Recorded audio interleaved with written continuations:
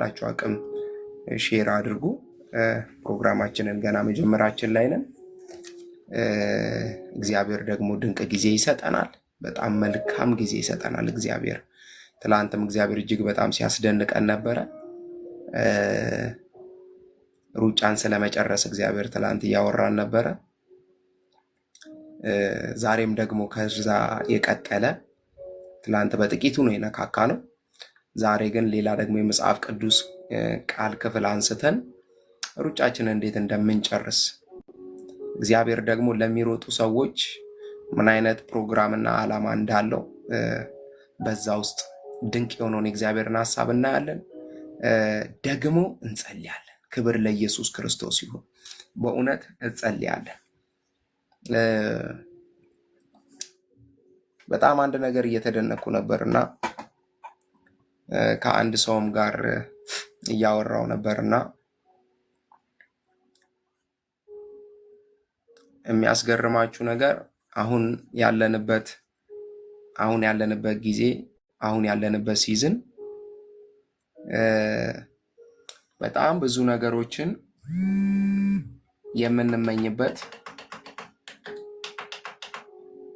ብዙ ነገሮችን የምንፈልግበት ሲዝን ላይ አይደለም ያለ ነው።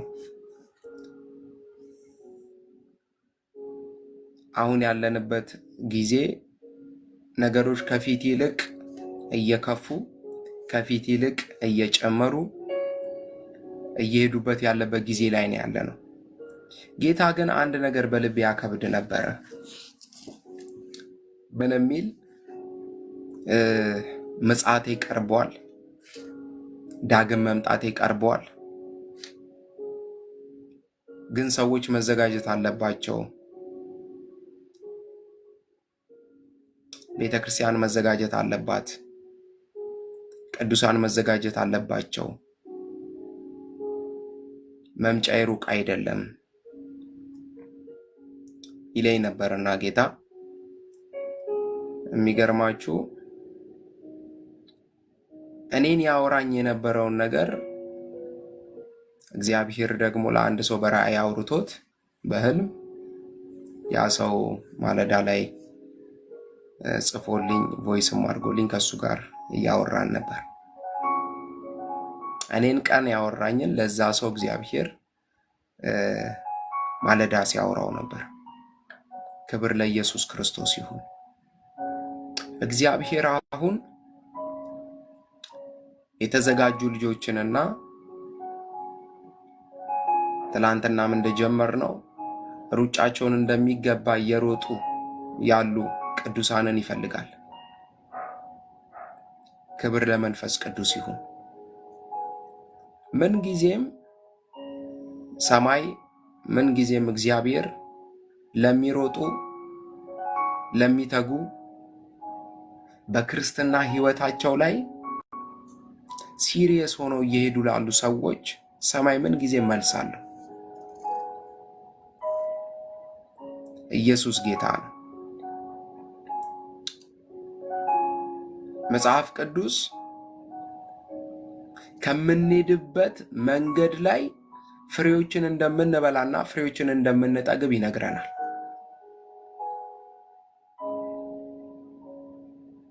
አሜን ነው። በጽድቅ መንገድ ላይ እየተጓዝን ካለን በጽድቅ መንገድ ላይ ያሉትን ፍሬዎች በጠቅላላ በህይወታችን ላይ መታየት ይጀምራሉ። እኛም ከዛ መንገድ ላይ መመገብ እንጀምራለን፣ ማግኘት እንጀምራለን። ብዙ ሰው ህይወት ትግል የሚሆንበት ለምን መሰላችሁ? መንታ መንገድ ላይ ስለሚቆም ነው። መንፈሳዊውንም ዓለም ይፈልገዋል፣ ይሄኛውንም ዓለም ይፈልገዋል። ክርስትና መንታ መንገድ ላይ ቆመን የምንኖረው ህይወት አይደለም። አንዱን መርጠን የምንኖርበት ህይወት ነው።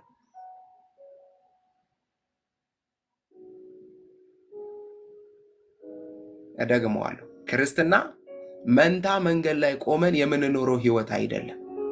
ሲያዋጣን ወደ መንፈሳዊው፣ ሲያዋጣን ደግሞ ወደ ዓለማዊ ህይወት እየሄድን እንደ ዥዋዥዌ እየተንዠዋዠውን የምንኖርበት ህይወት አይደለም። ለዚህ ነው ብዙ ሰው ህይወቱ ከቃዴስ ቃዴስ ነው። እስራኤላውያን ታስታውሱ እንደነበረ እግዚአብሔር ከግብጽ ካወጣቸው በኋላ የተነገራቸው ከነዓን ትገባላችሁ ነው የተባሉት። የእስራኤላውያን ሩጫቸው ከነዓን መግባት ነው። የሚያሳዝነው ግን አንዴ ወደፊት ይሮጣሉ፣ አንዴ ወደ ኋላ ይሮጣሉ። አንዴ ወደፊት ይሮጣሉ፣ አንዴ ወደ ኋላ ይሮጣሉ። ከዚህ የተነሳ ህይወታቸው ላይ ምን ሆነ ስንል ዋጋ መክፈል ነው የሆነው። ለዚህ ነው በዚህ ዘመን በጣም በብዙ በምኞት የሰከሩ ምኞት እምነት ሳይሆን ምኞት ልባቸውን የሞላ ብዙ ትውልድ የተፈጠረው። እግዚአብሔር የሚመኝ ትውልድ ሳይሆን የሚፈልገው የተነገረውን ቃል አምኖ የሚሮጥ ትውልድ ነው ይፈልገው።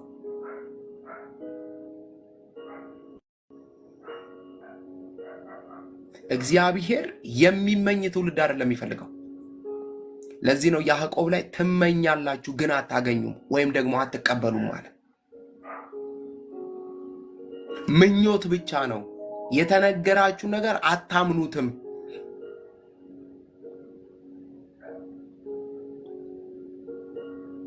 አያችሁ፣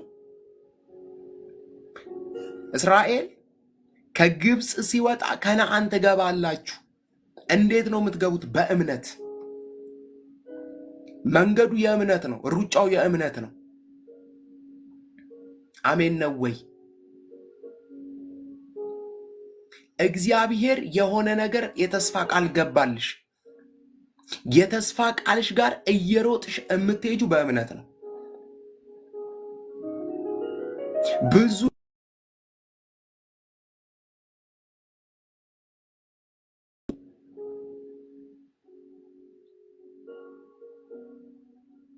ሳምንት ይጠብቃል። የለም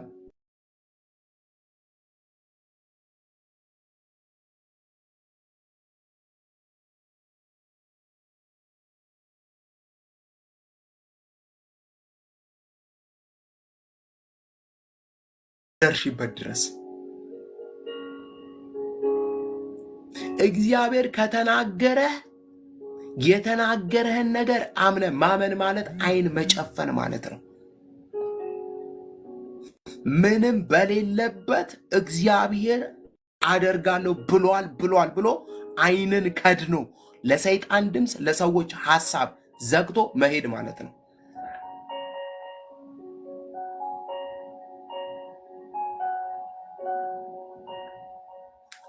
ክብር ለመንፈስ ቅዱስ ይሁን።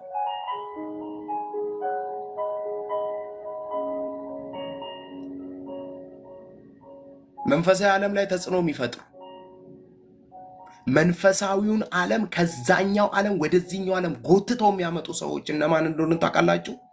በእምነት የሚሮጡ ሰዎች።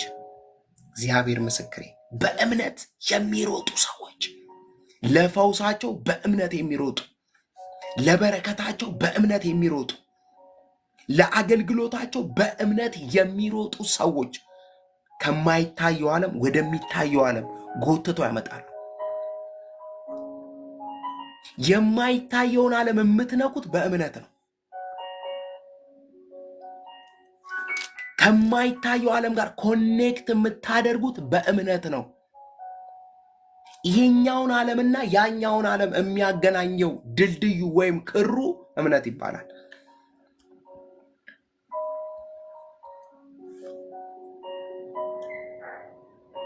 ዛሬ እግዚአብሔር ምስክሬ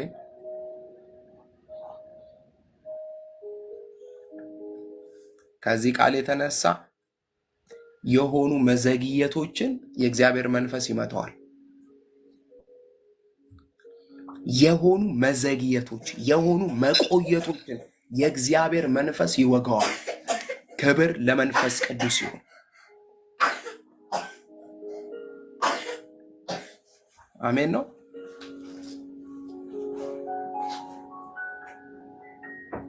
አያችሁ፣ ጳውሎስ ለዚህ ነው እንደዚህ አለ። እኛ አለ በማየት አንመላለስም አለ፣ በእምነት ግን እንመላለሳለን አለ። እኛ በማየት አንመላለስም እና የምንመላለሰው ግን በእምነት ነው አለ። የምንኖረው በእምነት ነው።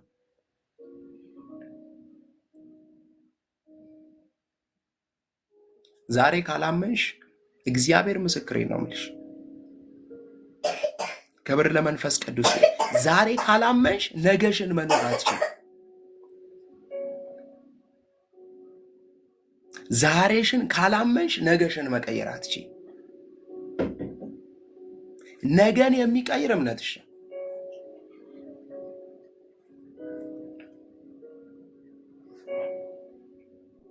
ጳውሎስ እንደዚህ አለ። ትላንትና ያነሳ ነው ቃል አይደለ?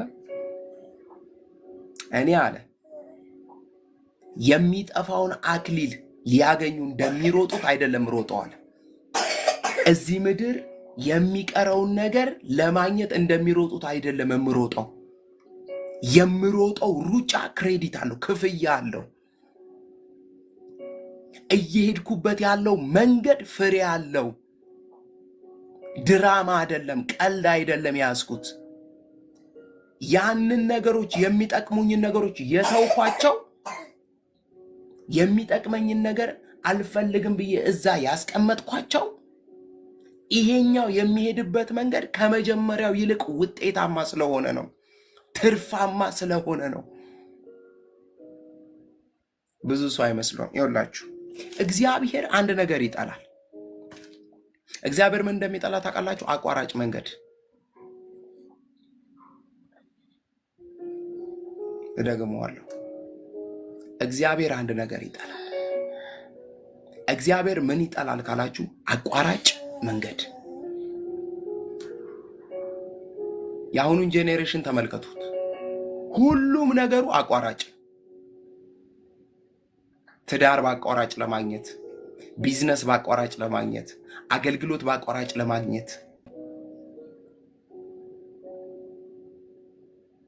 ብዙ ነገሮችን አቋራጭ አቋራጭ አቋራጭ አቋራጭ። እንዴት በአቋራጭ ልበልጽግ? እንዴት በአቋራጭ ላገልግል? እንዴት በአቋራጭ የሆነ ነገር ልባል? እግዚአብሔር ደግሞ አቋራጭ መንገድ አይፈልግም። ማንም ሰው ከላይኑ እንዲወጣ አይፈልግም እግዚአብሔር። አሜን ነው። ማንም ሰው ከላይኑ፣ ማንም ሰው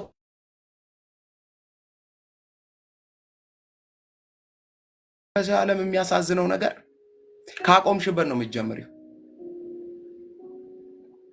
ሌሎቹ ሄደው ሊሆን ይችላል፣ አንቺ ግን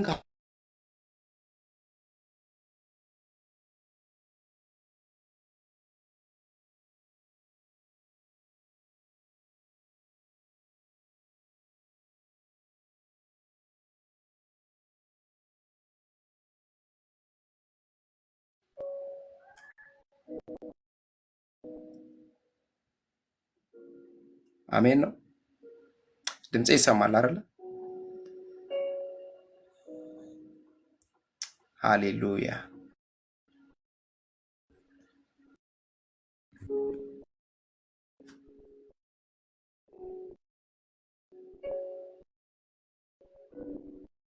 ህይወት መንፈሳዊ ነው። ህይወት መንፈሳዊ ነው። የገባንበት ዓለም ህይወት ያለበት ዓለም ነው። ስርዓት ያለበት ዓለም ነው። ለዚህ ነው ጳውሎስ እንደዚህ አለ። እኛ አለ ለሚቀበሉን ወይም ለሚወዱን የህይወት ሽታ ነን፣ ደግሞ ለሚጠሉንና ለሚገፉን ለነሱ ደግሞ የሞት ሽታ ነን አለ። ኢየሱስ ጌታ። ክብር ለመንፈስ ቅዱስ ይሁን።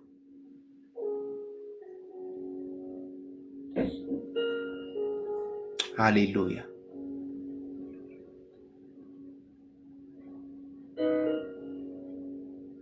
አንቺ የተቀበልሽው ህይወት የገባሽበት ዓለም አንድ መርህ አለው። የገባሽበት የሩጫ መስመር አንድ መርህ አለው። እሱም እምነት ይባላል። ጳውሎስ ዝም ብዬ አይደለም የምሮጠው አለ። ዝም ብዬ እንዳይመስላችሁ ዋጋ መከፍለው አላቸው። ክሬዲት የሌለው እንዳይመስላችሁ፣ ክፍያ የሌለው እንዳይመስላችሁ። ዛሬ ለእግዚአብሔር መንግስት ብለሽ የምትተያት ነገር እግዚአብሔር በዚህኛው ደግሞ በእጥፍና በክብር ደግሞ ያስጨብጥሻል።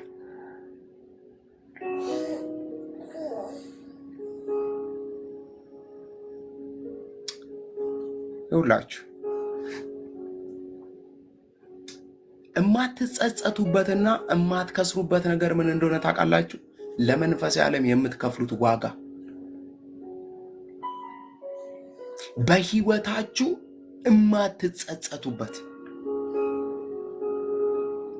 በህይወታችሁ ወይኔ የማትሉበት ነገር ምን እንደሆነ ታውቃላችሁ? ለመንፈሳዊ ዓለም የምትከፍሉት ዋጋ። ምንም ነገር ያለ ዋጋ አይመጣም። ምንም ነገር ያለ ዋጋ፣ ምንም ነገር ያለ ክፍያ አይመጣም።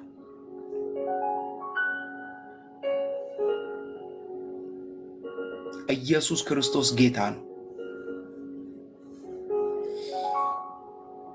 ስለዚህ ዛሬ አንድ ነገር እናያለን።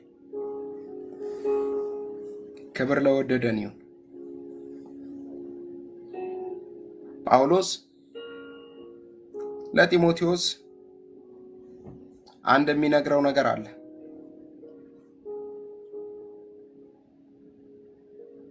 እሱ ሩጫውን ሮጦ በጨረሰበት ዘመን ላይ ቀጣይ የክርስትና ህይወቱን የሚሮጠው ጢሞቴዎስ ስለሆነ ለጢሞቴዎስ ጳውሎስ አደራ ይሰጠዋል። ክብር ለኢየሱስ ክርስቶስ ይሁን። አንደኛ ጢሞቴዎስ ምዕራፍ 4 ላይ መጽሐፍ ቅዱስ የያዛችሁ ሰዎች አብረን ብንሄድ ደስ ይለኛል።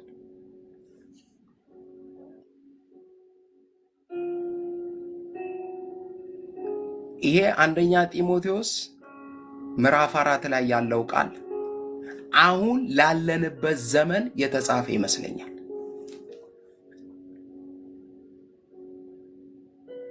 ምክንያቱም ብዙ ድራማዎች የበዙበት ዘመን ስለሆነ፣ መንፈሳዊ የሚመስሉ ግን መንፈሳዊ ነገር የሌለባቸው ዘመን ስለሆነ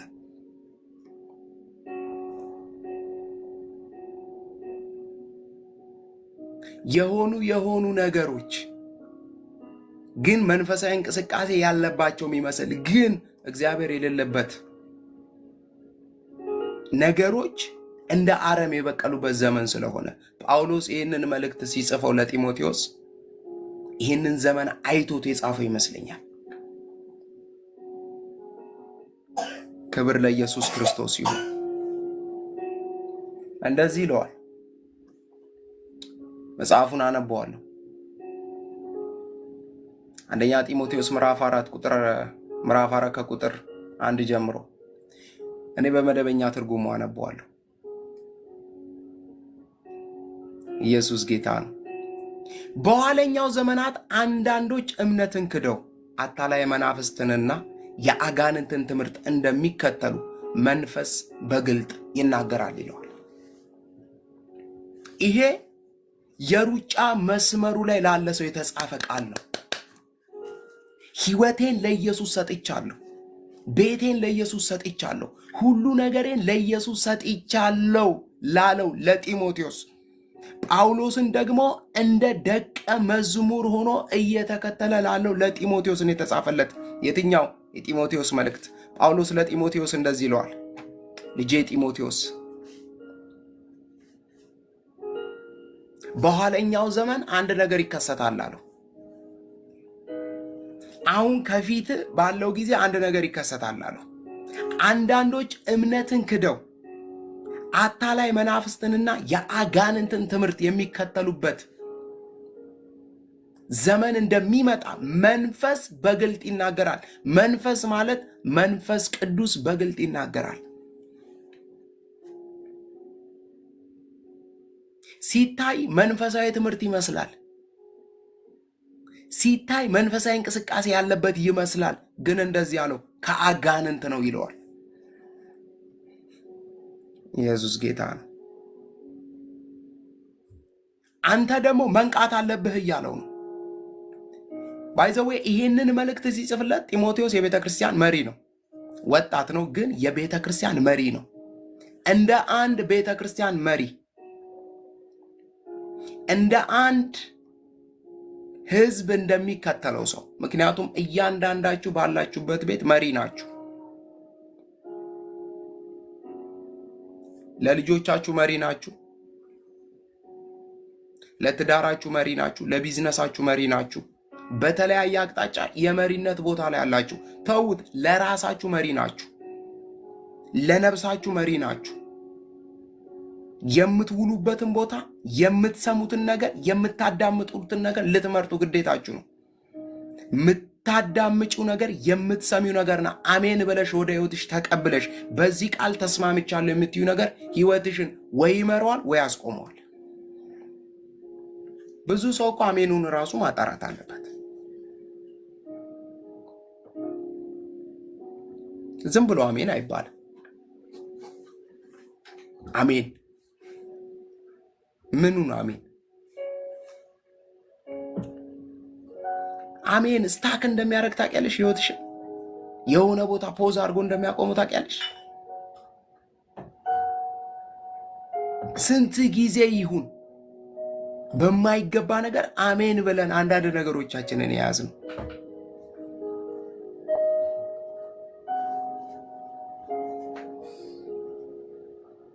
አሜን ማለት እየተነገረ ባለው ቃል ተስማምቻለሁ ማለት ነው። ቃል ደግሞ ይሰራል።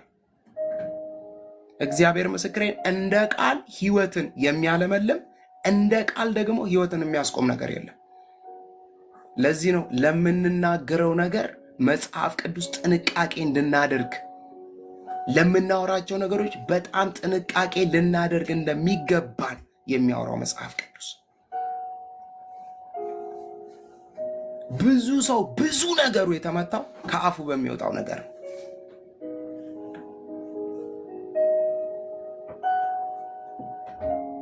ከአፉ ለሚወጣው ነገር።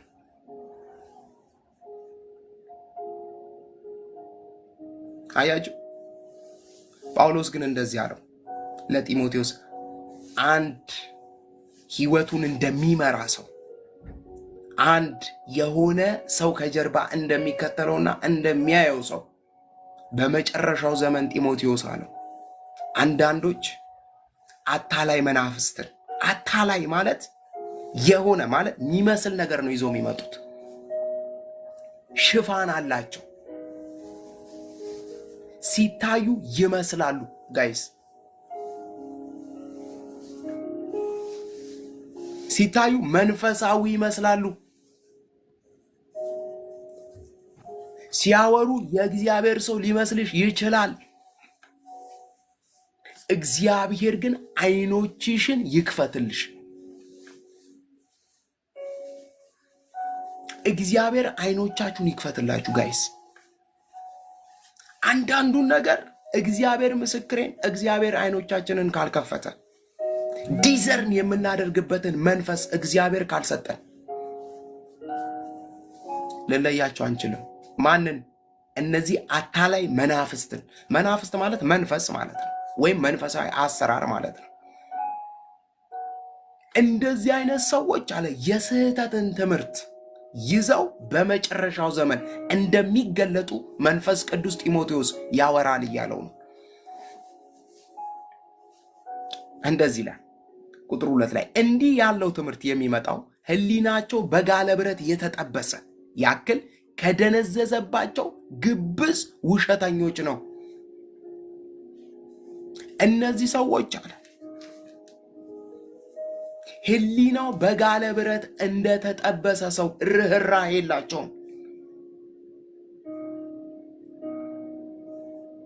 የስህተት ትምህርትን ይዘው መጥተው ትውልዱን ሲበዘብዙ፣ ትውልዱን ዋጋ ሲያስከፍሉ፣ ትውልዱን ወደማይገባ መንገድ ሲነዱት አንዳች ርኅራኄ የላቸውም። ለምን?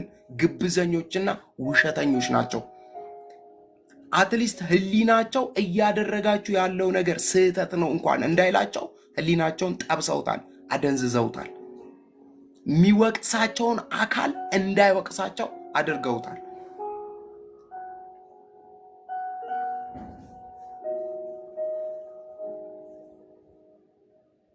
እነዚህ ሰዎች አንድ ምልክት አላቸው ይለዋል ጳውሎስ ለጢሞቴዎስ።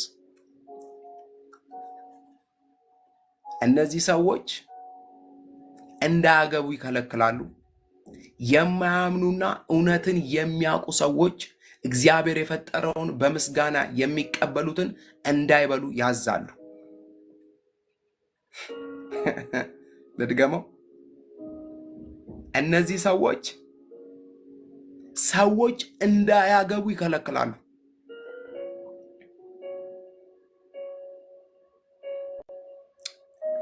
ጋብቻን የሚከለክሉ አንዳንድ የእምነት ተቋማት አሉ፣ የምታውቋቸው። ኦፊሻል እዚህ ጋር ስማቸው መጥራት ባያስፈልግ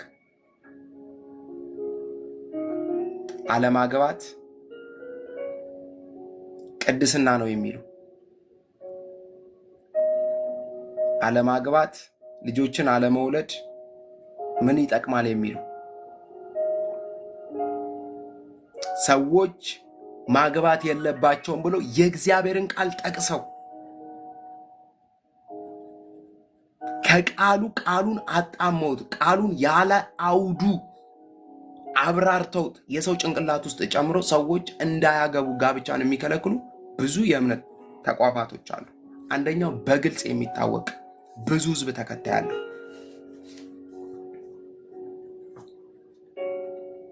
ሌላው ሁለተኛ ለአንድ ነገር ተናገረ። ክብር ለኢየሱስ ክርስቶስ ይሁን። ኢየሱስ ጌታ ነው። አንድ ነገር ይናገራል። የሚያምኑ እውነትን የሚያውቁ ሰዎች እግዚአብሔር የፈጠረውን በምስጋናም የሚቀበሉትን እንዳይበሉ ደግሞ ያዛሉ።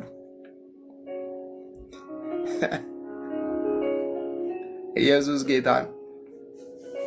የተቀደሰውን እግዚአብሔር የፈጠረውን ሰዎች ሊበሉ ፈልገው ይሄ ጾም አለበት፣ ይሄ ጾም የለበትም፣ ይሄ ደም አለው፣ ይሄ ደም የለበትም እያለ እየተፈላሰፈ ህዝቡ እንዳይበላና እግዚአብሔር የፈጠረውን ነገር እንደ እርኩስ እንዲያይ ያደረገ በሰው ልብ ውስጥ።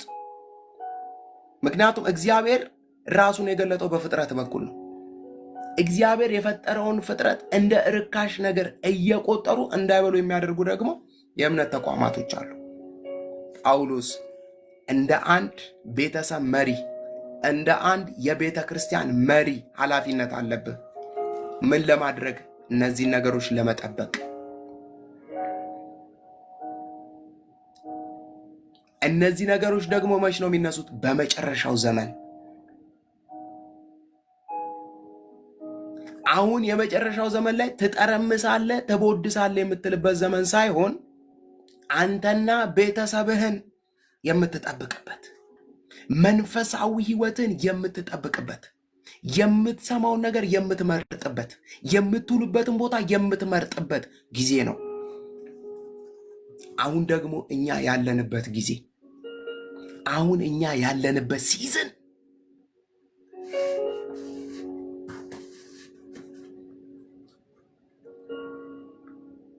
ይህን ድንጋይ እኮ ጋይስ፣ ይህን ድንጋይ ብትሸከሚ እኮ ትጸድቅ ያለሽ ብሎ እኮ ድንጋይ የሚያሸክም እምነት አለ።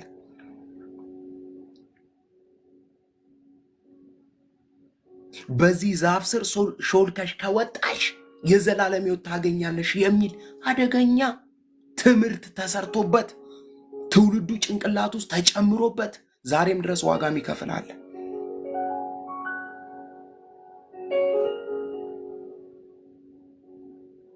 እዚህ ሀገር መጥተህ ብትቀበር ሬሳክ እዚህ እንትን ውስጥ ገብቶ ቢቀበር እዚህ አፈር ውስጥ በጣም የሚያስቅ። ከዛስ እዛ ስለተቀበርክ ብቻ አንተና 7 ትውልድ መንግሥተ ሰማያት ትገባለህ ተብሎም ይሰበካል። ጳውሎስ ለጢሞቴዎስ እንደዚህ ይለዋል፣ ራስህንም ቤተሰብህንም የሚከተሉንም አድናቸው። ኃላፊነት አንተ ጋር ነው ያለው። እንደዚህ ይላል ጳውሎስ ሲናገር አንደኛ ጢሞቴዎስ ምዕራፍ 4 ቁጥር 4 ላይ እግዚአብሔር የፈጠረው ማንኛውም ነገር መልካም ነውና ኢየሱስ ክርስቶስ ለዘላለም ጌታ ነው። ምናልባት አለመብላት ምርጫሽ ሊሆን ይችላል። አይ እኔ የዚህ ነገር ቴስት አይመቸኝም ማለት እሱ መብትሽ ነው። ቴስቱ አልተመቸሽም ማለት ነገርየው ግን እርኩስ ነው ማለት አይደለም። ጳውሎስ እንደዚህ አለ፣ እግዚአብሔር የፈጠረው ማንኛውም ነገር መልካም ነው አለ። የትኛውም ማንኛውም ሁሉም ነገር መልካም ነው። እግዚአብሔር ይሄኛው እርኩስ ነው ይሄኛው ቅዱስ ነው ብሎ የፈጠረው የትኛውም ፍጥረት የለም። ታስታውሱ እንደሆነ በዘፍጥረት መጽሐፍ ላይ እግዚአብሔር አዳምና ሔዋንን ወደ ምድር ከማምጣቱ በፊት ፍጥረትን ሁሉ እየፈጠረ ሁሉም ነገር መልካም እንደሆነ አየ ነው የሚለው። እግዚአብሔር የፈጠረው ፍጥረት ሁሉ መልካም እንደሆነ አየ፣ መልካም እንደሆነ አየ ነው የሚለው። ጳውሎስ እንደዚህ አለው ለጢሞቴዎስ፣ እግዚአብሔር የፈጠረው ማንኛውም ነገር እዚህ መጣለና አሳ ደም አለው ደም የለውም፣ ስለዚህ ጾም አለው ጾም የለውም። ጋይስ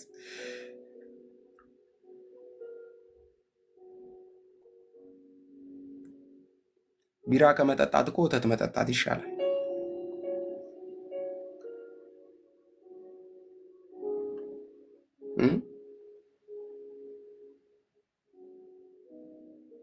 ኢየሱስ ክርስቶስ ጌታ ነው። እግዚአብሔር የፈጠረው ማንኛውም ነገር መልካም ነውና በምስጋና ከተቀበሉት የሚጣል ነገር የለም። አንድ ሰው ይህን ምግብ አመስግኖ ከበላው ሰማይ ተቀብሎታል፣ ባርኮለታል። ሰማይ እግዚአብሔር ሆይ ስለዚህ ስለሰጠኸኝ ነገር አመሰግናለሁ ብሎ ከበላ እግዚአብሔር ባርኮለታል። ለሰውየው የሚጣል ነገር የለውም። በእግዚአብሔር ቃልና በጸሎት የተቀደሰ ነው ይልና ጳውሎስ እንደዚህ ይለዋል። ቀጥሎ ለጢሞቴዎስ አንድ ኃላፊነት አለብህ ይለዋል። ልጄ ጢሞቴዎስ አንድ ኃላፊነት አለብህ። አንድ በሰማይ የምትጠየቅበት ጉዳይ አለ። አንድ ዝም የማትልበት ነገር አለ ይለዋል። ቀጥሎ ቴንኪው አረዲ ይህን ትእዛዝ ለወንድሞች ብታሳስብ በእምነት ቃልና በተቀበልከው መልካም ትምህርት ታንጸ የክርስቶስ ኢየሱስ በጎ አገልጋይ ትሆናለህ። ይህን ትእዛዝ ለወንድሞች ብታሳስብ በእምነት ቃልና በተቀበልከው መልካም ትምህርት ታንጸ የኢየሱስ ክርስቶስ መልካም አገልጋይ ትሆናለህ።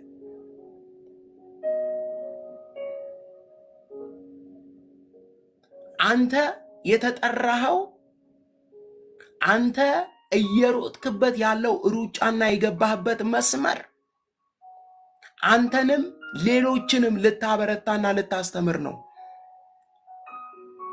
ከሳቱበት ልትመልስ ነው።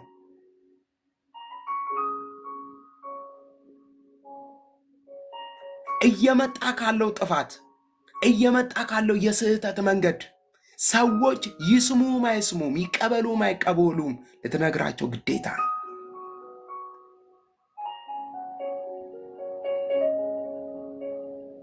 ጋይስ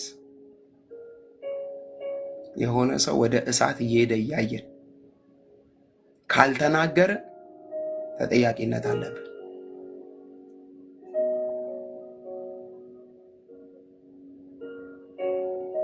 እያደረገ ያለው ነገር ስህተት መንገድ ላይ ሆኖ ዝምታን ከመረጥን በእውነት ነው ምላችሁ እግዚአብሔር ያዝናል። አይቀበልሽ፣ ይሟገትሽ፣ ይከራከርሽ። እግዚአብሔር ግን ካንቺ አንድ ነገር ይፈልጋል፣ እንድትናገሪው። አይ እኮ ከተናገርኩኝ እኮ ጓደኛዬ ነች ትርቀኛለች፣ ትራቅሽ። አይ ከተናገርኳት እኮ እንደ እህቴ ቁጣዋን አልችለውም፣ ትቆጣ።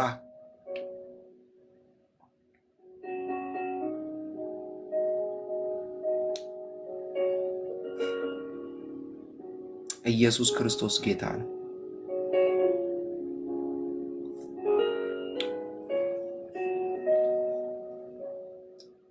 አንድ ጊዜ እሺ ልንገራችሁ። አንድ ጊዜ እኔ እህት ያው በሰለጠነው ዓለም የሚደረግ የሆነ አለባበስ ለብሳ ፒክቸር ላከችልኝ ለኔ እና ይሄ ፎቶ እንዴት ነው አለች። እና ምን ልታደርጊ ነው አልኳት። አይ ሶሻል ሚዲያ ላይ እንደው ባጋራ ውስጥ ነኝ። በእውነት በእግዚአብሔር ፊት ነው የምነግራችሁ። አፕሪሼት አላረኳትም፣ አላበረታተዋትም። ከአጋንንት ጋር ኮኔክት እያደረግሽ መሆንሽን ወቂ ነው ያልኳት። በዚህ ደግሞ ጌታ ኢየሱስ ክርስቶስ እንዴት ይልቁኑ እንደሚያዝንብሽ ባወቅሽ። መጽሐፍ ቅዱስ እንደዚህ ይላል ብዬ ነገርኳት።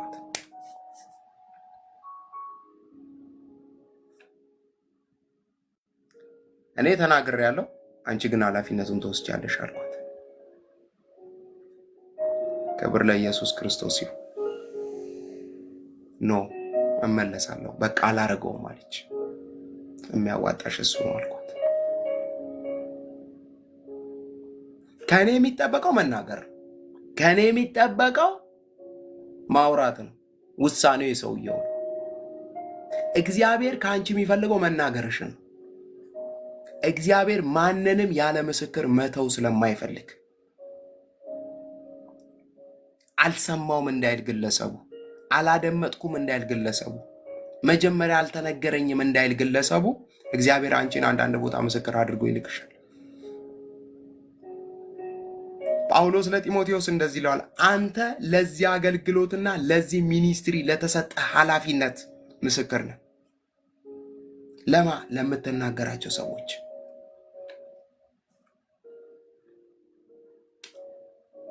ኢየሱስ ጌታ ነው።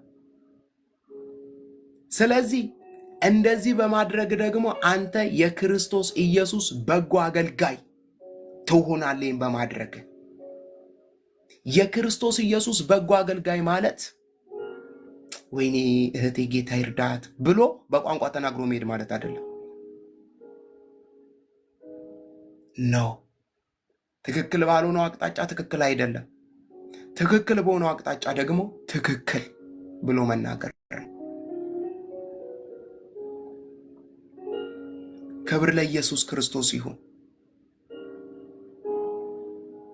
የክርስቶስ አገልጋይ ማለት ወይም ደግሞ የክርስቶስ ተከታይ መሆን ማለት ጌታ ኢየሱስ ክርስቶስ ሳይፈራ፣ ሐዋርያቶች ሳይፈሩ በጽድቅ ዓለምን እንደተጋፈጡ፣ በጽድቅ ዙሪያቸው የነበረውን ሶሳይቲ እንደተጋፈጡ፣ የነበረውን ትውልድ እንደተጋፈጡ እናንተም ልትጋፈጡት ግድ ነው በቃል። ክብር ለኢየሱስ ክርስቶስ ይሁን። ቁጥር 7 ላይ እንደዚህ ይለዋል፣ እንግዲህ ጢሞቴዎስ አንተ የእግዚአብሔር አገልጋይ ነህ፣ አንተ የኢየሱስ ክርስቶስ በጎ ወታደር ነህ። በጎ ወታደር ከሆንክ፣ መልካም አገልጋይ ከሆንክ እንግዲህ የምትውልበትን ስፍራ ደግሞ ቼክ አድርግ ይለዋል። ቀጥሎ ክብር ለኢየሱስ ክርስቶስ ይሁን። እንደዚህ ይለዋል፣ እግዚአብሔርን ከማያስከብር እርባና ቢስ አፈታሪክና ከአሮጊቶች ተረት ራቅ። ይልቁኑ ለእውነተኛ መንፈሳዊ ሕይወት ራስህን አሰልጥን። ጢሞቴዎስ ይለዋል። ነገህ እንዲያምር ትፈልጋለህ? ነገ እንዲስተካከል ትፈልጋለህ? መዘግየት የሚባሉ ነገሮች ከህይወት ላይ እንዲመቱ ትፈልጋለህ? እግዚአብሔር ወደ ተናገረህና ወዳለ ስፍራ መድረስ ትፈልጋለህ? አዎ ፈልጋለሁ። እንግዲያውስ ይህንን አድርግ። እግዚአብሔርን ከማያስከብር እርባና ቢስ አፈ ታሪክ ራቅ። ምን ማለት ነው? እግዚአብሔር ከማይነሳበት፣ እግዚአብሔር ከማይከብርበት፣ ኢየሱስ ከሌለበት፣ ኢየሱስ ማዕከል ከማይደረግበት ጨዋታና ጌም ራቅ። አይጠቅምህም። ህይወትህን እንደ ካሮት ቁልቁሎ የሚያደርገው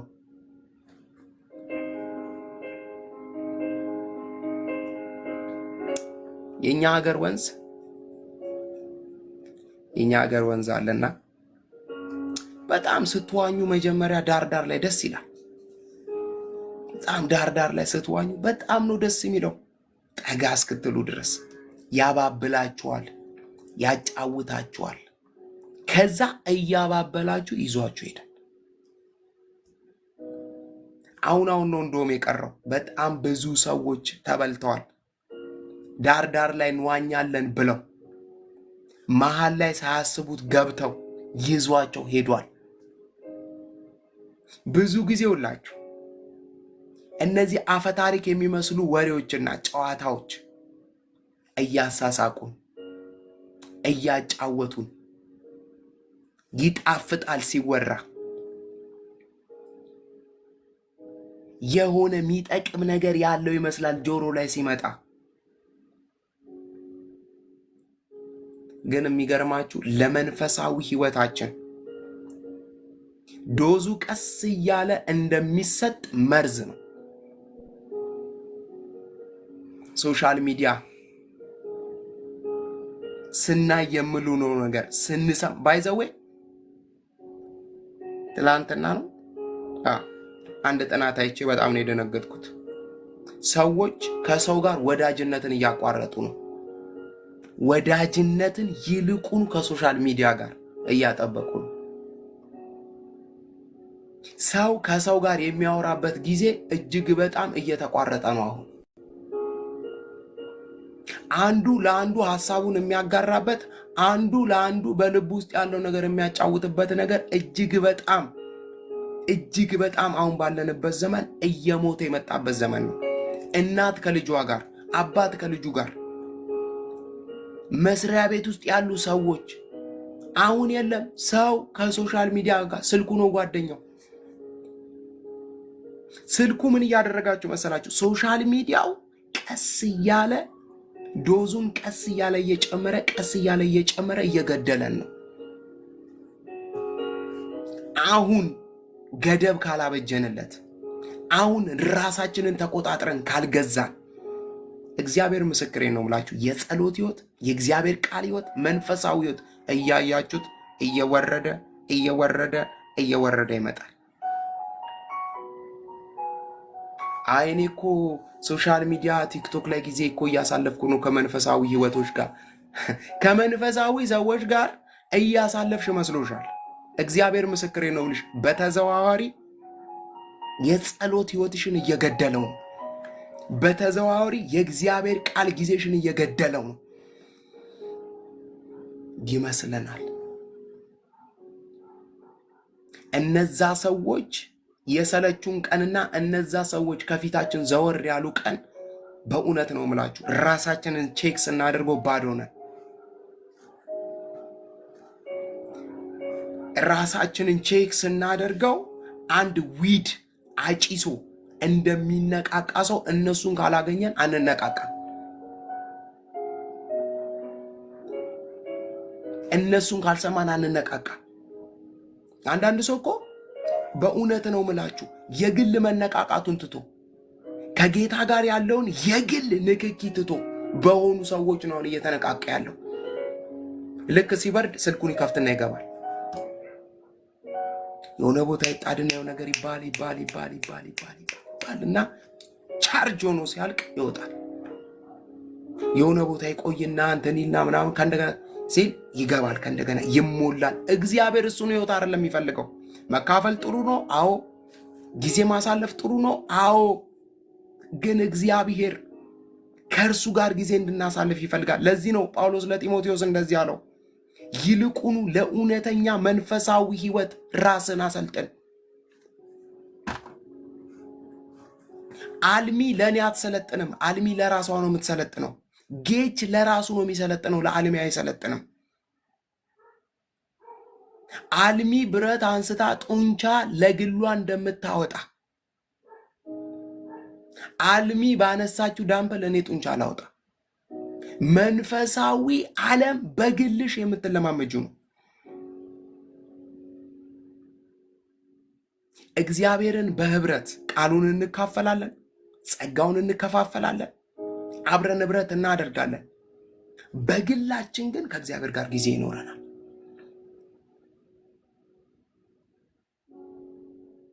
ኢየሱስ ጌታ ነው። እዚህ ነው መጽሐፍ ቅዱስ ላይ ሲናገር እስራኤል አንድ ወቅት አልሰማ አለችው እግዚአብሔርን።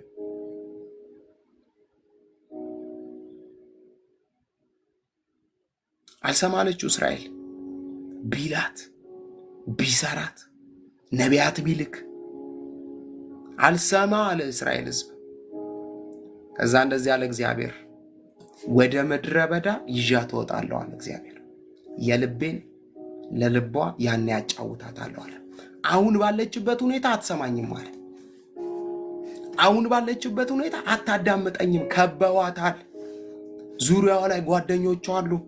ዙሪያዋ ላይ የሆኑ ብዙ ነገር የሚያወሩባት ነገሮች አሉ እና ከዛ አውጣታለሁ። ወዴት? ወደ ምድረ በዳ። አንዳንድ ሰው እኮ በእውነት ነው የምላችሁ ስላለበት ምድረ በዳ ይጮሃል አይደለ? የሆነ ወቅት ላይ እኮ አልሰማም ብሎ ነው እግዚአብሔር ና ላዋራክ ፈልጋለሁ ብሎ ነው ወደ ምድረ በዳ ይዞት የወጣው። ያን ጊዜ አለ የልቤን ለልቧ አጫውታታለሁ። ምድረ በዳ ላይ ማንም የለማ። ምድረ በዳ ላይ እናት የለም። ምድረ በዳ ላይ እህት የለም። ምድረ በዳ ላይ ወንድም የለም። ምድረ በዳ ላይ ጓደኛ የለም።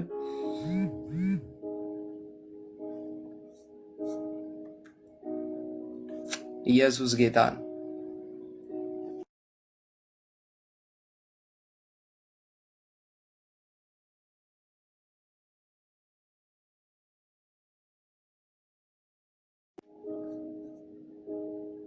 ክብር ለኢየሱስ ክርስቶስ ይሁን። አየሽ፣ ምድረ በዳ ላይ ከመውጣትሽ በፊት እግዚአብሔርን አስገድደ ነው ወደ ሆነ መንገድ ይዞን እኛን ከመውጣቱ በፊት ምን እንደሚያስፈልግ ታውቂያለሽ? ዋይዝ መሆን። አንድ ጊዜ አረሳም፣ በእውነት ነው ምላችሁ። በጣም አስቸገርኩት እግዚአብሔርን። አልሰማህም አልኩት። እኔ የምፈልገው መስራት ነው። እኔ የምፈልገው ሀብታም መሆን ነው። እኔ የምፈልገው ብዬ የራሴ መንገድ መጠብጠብ ጀመርኩ። እግዚአብሔር በዚህኛው ሳይድ ያወራኛል፣ እኔ ደግሞ ኖ እኔ የምፈልገው ይሄኛው መንገድ ነው ብዬ የራሴ መንገድ ጀመርኩኝ። በእውነት ነው ምላችሁ። በምሄድበት መንገድ አንዱም ላይ ስኬት ላይ አልደረስኩ።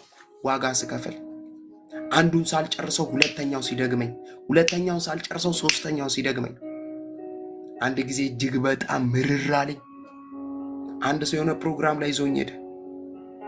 ፕሮግራሙ ላይ የመጣው አገልጋይ ቃሉን አገልግሎ ወደ ጸሎት ሲገባ መጀመሪያ እኔን የጠራኝ እና እዛ ጋ የተቀመጥከው ልጅ አለኝ። በጣም ከፍቶኛል፣ ሆድ ብሶኛል። በእውነት ነው የምላችሁ ለእግዚአብሔር እንደ ዮናስ ነው የሆንኩበት። ዮናስን አንተ ወደ ነነዌ ሂድ ይሏል፣ እሱ ኖ አለና ወደ ተርሴስ አይደል ሮጠው። እኔ ለእግዚአብሔር እንደዛ ነበር አንድ ወቅት ላይ የሆንኩበት። ያ አገልጋይ ጠራኝና እንደዚህ አለኝ፣ 5 ጊዜ ያከሰርኩ እኔ ነኝ ይላል የሰራዊት ጌታ እግዚአብሔር አለኝ። ደግሞ እውነቱን ነው። 5 ጊዜ በስራ ከስሬያለሁ፣ ዜሮ ሆኛለሁ።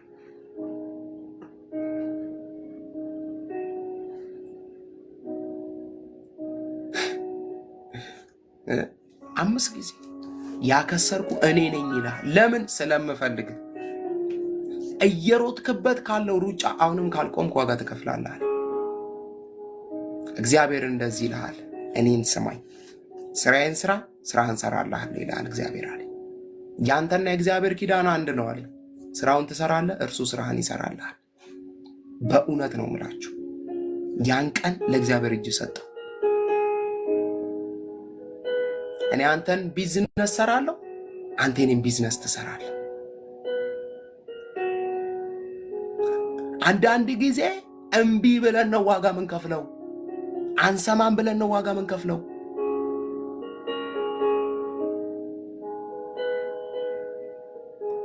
ጳውሎስ ደግሞ ለጢሞቴዎስ አንተ እንደ እግዚአብሔር ሰውና እንደ እግዚአብሔር አገልጋይ ራስን ልታሰለጥን ይገባል። ለእውነተኛ መንፈሳዊ ህይወት ራስን ልታሰለጥን ይገባል። መንበርከክ ተማር፣ ቃሉን ማጥናት ተማር፣ ሌሊት ተነስተህ መጸለይ ተማር፣ ለሌሎች መማለድ ተማር፣ ለሌሎች መቆረስ ተማር። ያንን ማድረግ ስትጀምር የእግዚአብሔር እጅ ይዘረጋል። ያንን ማድረግ ስትጀምር እግዚአብሔር ምስክሬ ነው የምልሽ፣ ማን ነው የሚሰራላት እስከምትባይ ድረስ፣ ማን ነው እቺን ሴት የሚረዳት እስከምትባይ ድረስ፣ ማን ነው ነገሯን የሚያንቀሳቅስላት እስከምትባይ ድረስ እግዚአብሔር በህይወትሽ አይተሽ የማታውቂያቸውን ነገሮች ማከናወን ይጀምራል። ክብር ለኢየሱስ ክርስቶስ ይሁን። እንደዚህ ያለው ቁጥር 8 ላይ የአካል ብቃት ልምምድ ለጥቂት ነገር ይጠቅማል ጢሞቴዎስ አለው። ያው በዛ ዘመን ብዙ የአካል ብቃት እንቅስቃሴዎች ይደረጉ ነበር።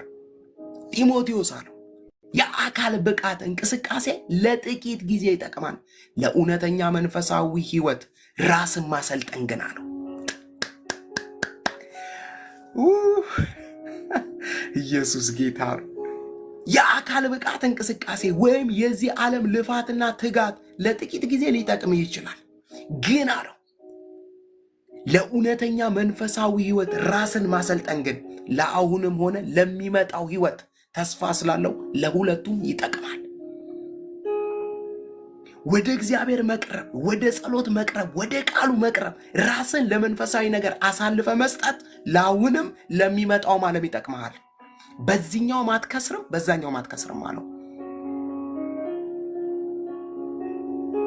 ክብር ለኢየሱስ ክርስቶስ ይሁን። ጢሞቴዎስ እንዲሳካልህ ትፈልጋለህ? ውጤታማ እንድትሆን ትፈልጋለህ? በእኔ ያያቸው ነገሮች በአንተ ህይወት እንዲሆኑ ትፈልጋለህ? አዎ፣ ራስን ለመንፈሳዊ ህይወት ጨርቄን ማቄን ሳትል አሳልፈ ስጥ።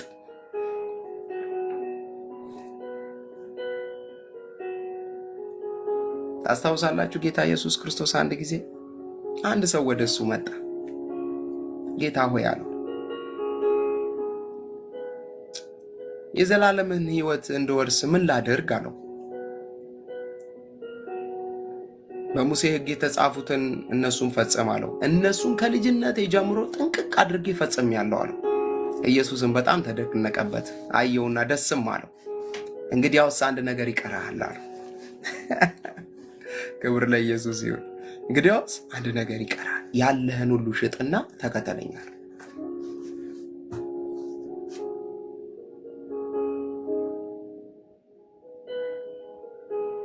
ያለህን አከፋፍል አይደል፣ ለድሆች ስጥ፣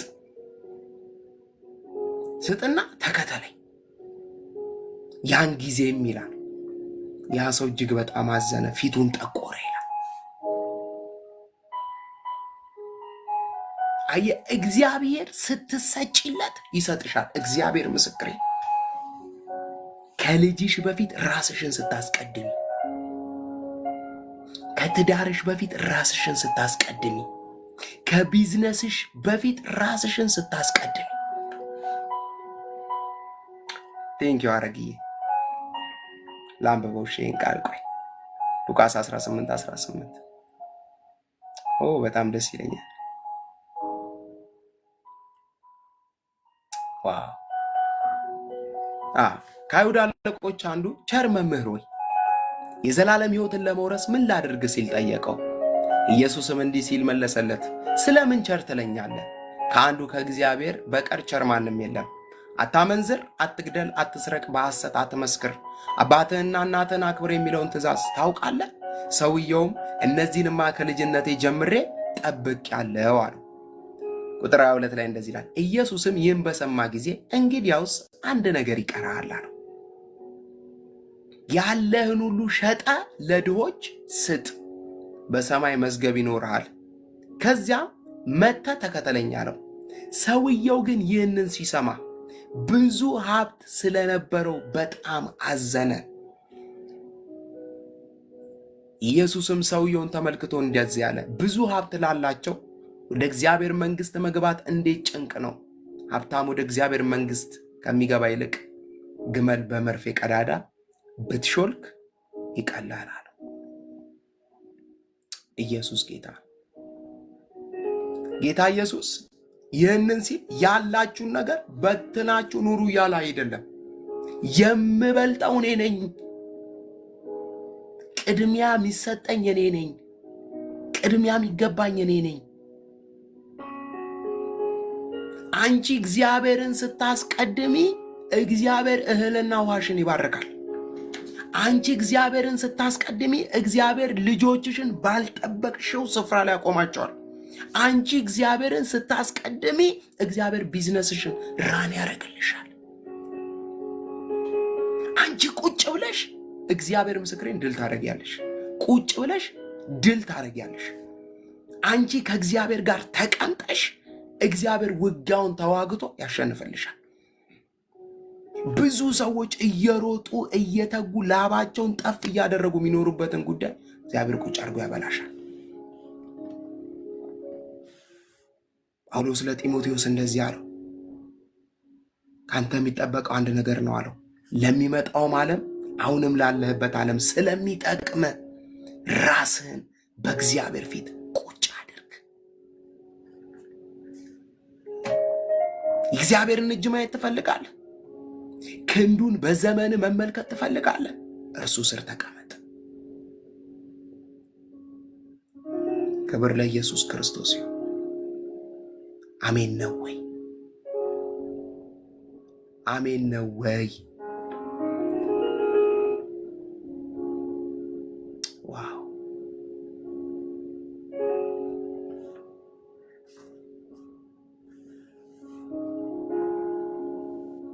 ይውላችሁ ህይወት ልፋትም ጥረትም ትግልም የለበትም። መንፈሳዊ ህይወት ትግል አይፈልግም። መንፈሳዊ ህይወት የማንንም ድምር ውጤት አይፈልግም።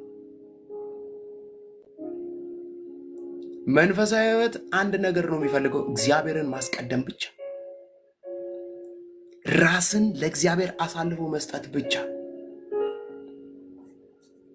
ቤተሰብሽን ያለሽን ነገር ሁሉ ጠቅልለሽ ጨርቄን ማቄን ሳቲ እንካ ማለት ይፈልጋል መንፈሳዊ ህይወት።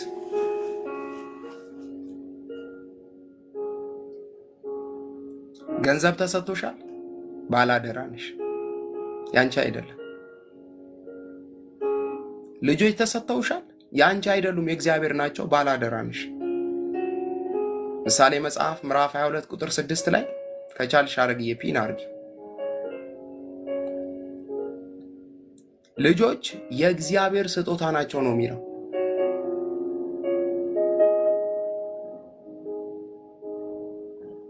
ልጆች የእግዚአብሔር ስጦታ ናቸው። ስጦታን የተሰጠሽ እንድታሳድጊ እንድትንከባከቢ አንቺ ባላደራ ነሽ።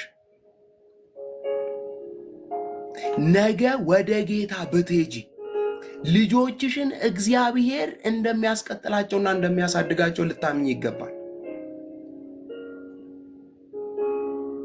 አንዳንድ ጊዜ በጣም ስለምንወዳቸውና በጣም ስለምንቀርባቸው በጣም ስለምንሳሳላቸው ዘለዓለማቸውን ተንከባክበን የሆነ ቦታ የምናደርሳቸው ይመስለናል። አይደለም፣ እንደዛ አይደለም።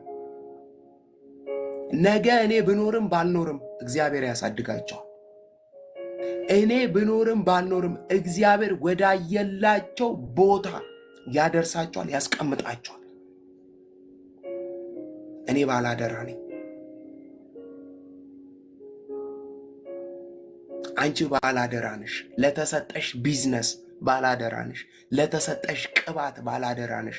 ለተሰጠሽ ጸጋ ባላደራ ነሽ።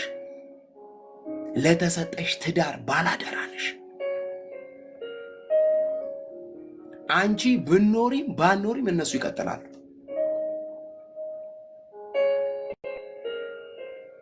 ክብር ለመንፈስ ቅዱስ ይሁን። እንደዚህ ነው። አልቀጥለው ልጨርሰው ይህንን ቃል።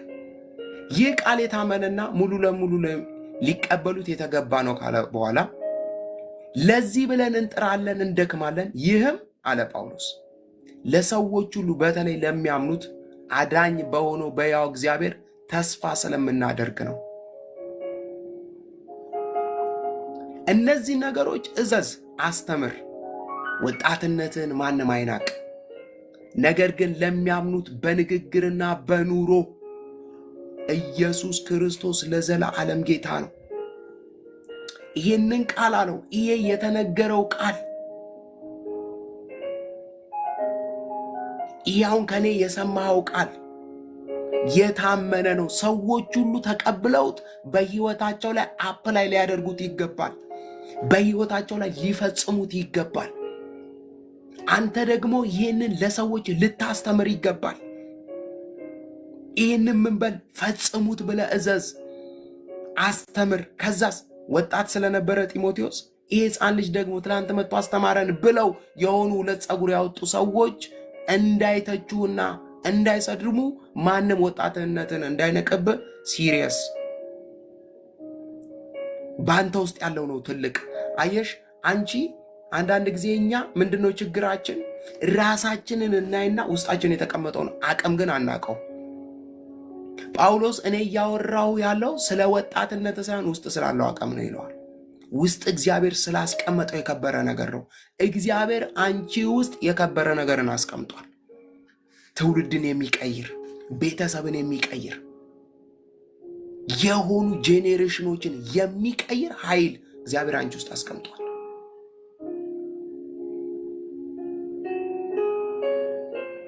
አንቺ ለቤትሽ የእግዚአብሔር ሴት ነሽ። አንቺ ለልጆችሽ የእግዚአብሔር ሴት ነሽ። እየሰማችሁኝ ነው? አንቺ የእግዚአብሔር ሴት ነሽ። አንቺ ለልጆችሽ ነቢይ ነሽ።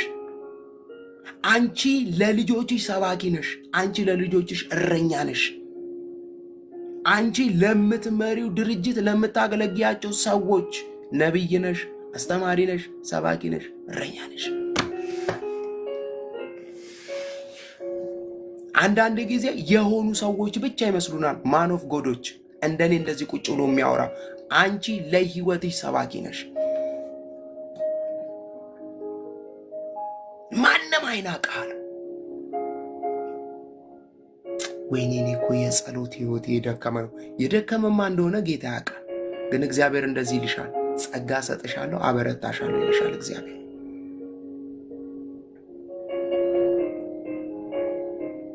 አንዳንድ ጊዜ እኛ እየጸለይን የእኛ ጸሎት የሚሰማ አይመስለንም። የሆኑ ሰዎችንም እንጠራለን፣ እስቲ ከዚህ ጸሎት ጋር። እግዚአብሔር አንቺንም ይሰማል። ክብር ለመንፈስ ቅዱስ ይሁን። እግዚአብሔር ይሰማል። አያችሁ፣ ወጣትነትን ማንም አይናቅ ካለ በኋላ ነገር ግን አለው፣ እየጨረስኩ ነው። ነገር ግን ጢሞቴዎስ አለው ከአንተ ደግሞ 1 2 3 4 ነገሮች ይጠበቃሉ አለው። ለምን መሰለ? አንተ ይህንን ስትናገር፣ አንተ ይህንን ስታወራ፣ አንተ ላይ አይናቸውን ትክክል አድርገው ደግሞ የተቀመጡ ሰዎች አሉ። ምን የሚያደርጉ? አንተን የሚመለከቱ ሰዎች። መጀመሪያ ሲመለከቱ ምንን መሰለ የሚመለከቱት? ንግግርህን ይለዋል። ወጣትነትን ማንም አይናቅ ካለው በኋላ ነገር ግን ለሚያምኑት ወይም ደግሞ ይህንን ንግግርህን ለተቀበሉ ሰዎች በንግግርህና በኑሮ ራስን ግለጽላቸው።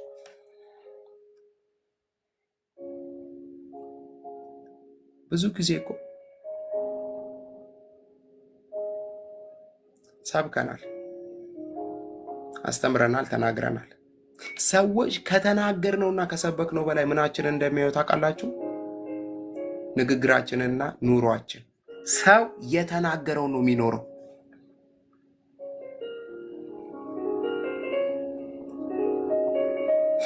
አንድ ጊዜ አንድ ሀገር ላይ እንደዚህ ሆነ። እዚህ ሩቅ ምስራቅ ውስጥ አይ ቲንክ ወደ ቻይና አካባቢ ይመስለኛል ይህንን ታሪክ የሰማሁት። እና አንድ ሰው ከቤቱ ወደ ቤተ ክርስቲያን ለመሄድ በጣም ረጅም መንገድ አቋርጦ ነው የሚሄደው። እና ረጅም መንገድ የሚያቋርጥበት ምክንያት ምንድን ነው? ሰፈራቸውን አልፎ የሚሄድ ወንዝ አለ። ወንዙን ለመሻገር ድልድዩ ሩቅ ነው። በዛ ድልድይ በኩል ተሻግሮ ነው ወደ ቸርች የሚሄደው። የሚያስገርመው ነገር ግን የእሱ ቤትና ቸርቹ ወንዙ ነው እንጂ የሚለያያቸው ይተያያል እንደዚህ፣ ግን መሻገር አይችልም። እና አንድ ቀን ይሄ ሰው ቤተክርስቲያን ውስጥ ቁጭ ብሎ እየተማረ የዛን ቀን እየተሰበኩ የነበረው ጴጥሮስ በውሃ ላይ ተራመደ የሚለውን ቃል አገልጋዩ ይሰብካቸዋል። እና አሁንም በዚህ ዘመን ለሚያምን ይቻላል፣ ውሃ ላይ መራመድ ይችላሉ ብሎ ሰውየው አስተምሮ ሲጨርስ በሉ ዛሬ ምሳኔ ጋ ናችሁ ብሏቸው አገልጋዮቹን ሰብስቦ መውጣት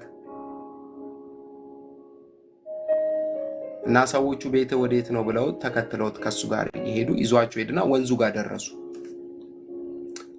ወንዙ ጋር ደረሱና በሉ እንሻገራ አላቸው። ክብር ለኢየሱስ ክርስቶስ ይሁን። እንዴ እኛ እኮ ሰበከን እንጂ በዚህ ላይ እንራመድ እኮ አላልንም አሉት። በሉ እናንተ ስበኩ እኛ ግን እንራመዳለን አለና፣ በእውነት ነው የምላችሁ እኔ እውነተኛ ታሪክ ሰምቼ በጣም ነው የተደነቅኩት። ሰውየው ውሃውን ሊትራሊ እየረገጠው ተሻገረ። እናንተ ስበኩት እኛ ግን እንራመደዋለን አለ። አንዳንድ ሰው ይላችሁ ይሰብከዋል እንጂ አይራመደው።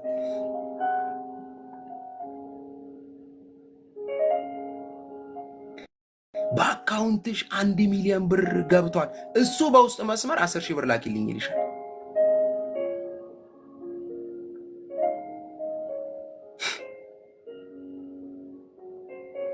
አትሊስት ለእሱ 1 ሚሊዮኑ ከገባ አትሊስት ለአንተ 500,000 ብሩ ማስገባት አያቅት። እግዚአብሔር የቀልደኞች አምላክ አይደለም።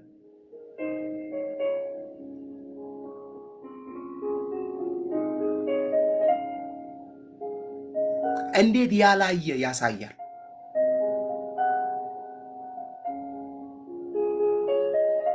በርሽን ከፍቼዋለሁ እያለ እሱ በር የተዘጋ እያለ ቤት ውስጥ ያጉረመርማል፣ ያለቅሳል።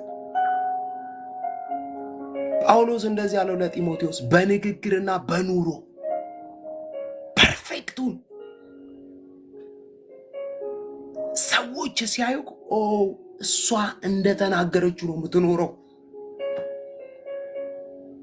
እሷ እንደተናገረችው ነው የምትኖረው ብለው ጎረቤቶች ሊመሰክሩልሽ ይገባል። ጓደኞችሽ ሊመሰክሩልሽ ይገባል። የሚያዩሽ ሰዎች ሊመሰክሩልሽ ይገባል።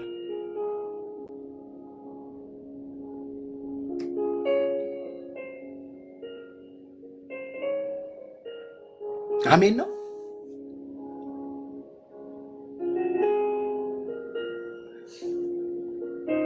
ሊመሰክሩልሽ እሷ ሐሜት አትወድም። ኧረ እሷ ሐሜት እሷ ጋር ኖ አትቀበልሽ። ባታወሪላት ነው የምትሻልሽ። ይሄ ኖሬ አትስማማም በዚህ ጉዳይ ልትባይ ይገባል። እሷ በጽድቅ አትደራደርም፣ በቅድስና አትደራደርም። እሷ በጌታ ከመጣሽባት ኖርማል አይደለችም፣ ዘራፍ ነው የምትልሽ። ስለዚህ እሷ ጋር አትሂጂ ልትባይ ይገባል። ጳውሎስ እንደዚህ አለው፣ በንግግርና በኑሮ ከዛስ በፍቅር አለው። ደግሞ ሰዎች ፍቅርን ካንተ ይፈልጋሉ። አንዳንድ ሰው ሁላችሁ ጌታን ወዳለሁ ይላል፣ ኢየሱስን ወዳለሁ ይላል። ከዛስ ጊንጥ የሆነ ባህሪ ያለው ጊንጥ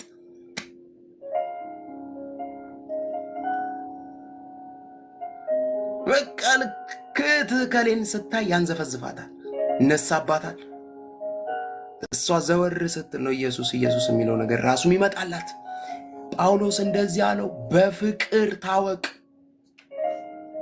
ልብህን የሚያደክሙ ሰዎች ሊመጡ ይችላሉ። የሚሰብሩ ሰዎች ሊመጡ ይችላሉ። የሚያሳዝኑ ሰዎች ሊመጡ ይችላሉ።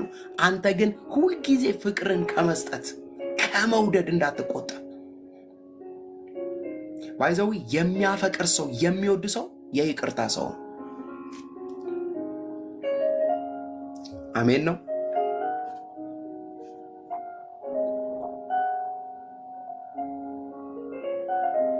የሚያፈቅር ሰው የሚወድ ሰው የይቅርታ ሰው። ጌታ ኢየሱስ እኮ እጅግ በጣም ስላፈቀረን እጅግ በጣም ስለወደደ ነው ራሱን አምጥቶ የሰጠን፣ ራሱን አሳልፎ የሰጠን። ምን ጎደለው? ምን አጣ? ያንን ክብሩን ያንን ዙፋኑን ያስለቀቀው ምንድነው? ፍቅር። የክርስቶስ ፍቅር ውስጥ ደግሞ ምን ነበር? ይቅርታ። በደልን ማይቆጥር፣ ኃጢአትን ማይቆጥር እስቲል ናው ድረስ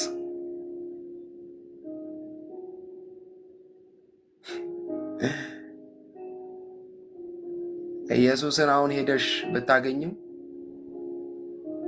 በደልና ኃጢአትን ሲቆጥር አታገኘው። ትላንት እንደዚህ አድርገሽ አይልሽም። በላይም ብትይው አይልሽም። ማንነቱ አይደለም፣ ኔቸሩ አይደለም። የሰው ኔቸር ነው በደልንና ኃጢአትን መቁጠር። የሰው አሮጌው ማንነቱ ነው በደልና ኃጢአትን መቁጠር። ኃጢአትና በደል መቁጠር ግን የክርስቶስ ማንነት አይደለም። ለምን ሲባል አጋፒያዊ በሆነ ፍቅር ስለወደደ። ባይዘዊ አሁንም በፍቅሩ ባይወደንና ባይመለከተን ኖሮ እኔና እናንተ ተሰብስበን የእግዚአብሔርን ቃል አንሰማም፣ እዚህ ስፍራ እንቀመጥም ነበር። ዛሬም ድረስ በፍቅር ውስጥ ያለው ይቅርታ ነው እያስቀጠለን ያለው። ለዚህ ነው መጽሐፍ ቅዱስ ሲናገር እንደዚህ ይላል፣ የወደድኳቸውን አለ እስከ መጨረሻው ወደድኳቸው አለ። ክብር ለኢየሱስ ክርስቶስ ይሁን። አይደለ? የወደዳቸው እስከ መጨረሻው ድረስ። እስከ መጨረሻው መጭ ጥግ የለውም። እግዚአብሔር ራሔልን ሲወዳት፣ ክርስቶስ ራሔልን ሲወዳት ጥግ የለውም። ቆይ እስከዚህ ድረስ ነው መወዳት አላለም። እስከ መጨረሻው ድረስ። ደክማለች፣ እወዳታለሁ። አቅቷታል፣ እወዳታለሁ። ተስፋ ቆርጣለች፣ እወዳታለሁ። ጳውሎስ በፍቅር ተገለጠ፣ በዚህ ፍቅር ተገለጠ። ሌላው በእምነት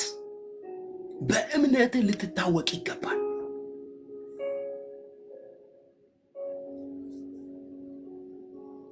ቤት ውስጥ እኮ ልጆች ሊሉ ይገባሉ። በእውነት ማሚ በጌታ ላይ ያላት እምነት፣ በጌታ ላይ ያላት መተማመን ሊሉብሽ ይገባል። እሱን ደግሞ በድርጊት ታሳያቸዋለሽ። ቤት ውስጥ ኮንፌስ በማድረግ ታሳያቸዋለሽ። እግዚአብሔር ንግግር ብቻ እንዳልሆነ፣ አምላክ እንደሆነ፣ መለኮት እንደሆነ ቤትሽ ውስጥ ለልጆችሽ ልታሳያቸው ግድ ነው። በምን? በእምነት ቃል። ጳውሎስ ለሚከተሉ ሰዎች አንተ በመጀመሪያ የእምነት ሰው መሆን አለብህ አለው። እንዴት ነው አንድ አገልጋይ ሳያምን ሌሎችን እንዲያምኑ የሚያደርገው? እንዴት ነው አንድ ሰው ከፊት ያለውን ነገር ሳያይ ሌላውን ሰው ናና እይ የሚለው? አንቺ ልትቀድሚ ይገባል። ጳውሎስ ለጢሞቴዎስ አንተ ልትቀድም ይገባል። በምን? በእምነት። ከዛ ቀጠለና እንደዚህ አለው፣ በንጽሕና አርአያ ሁንላቸው፣ ሞዴል ሁንላቸው። እኔ እስከመጣ ድረስ ለማንበብ፣ ለመምከር፣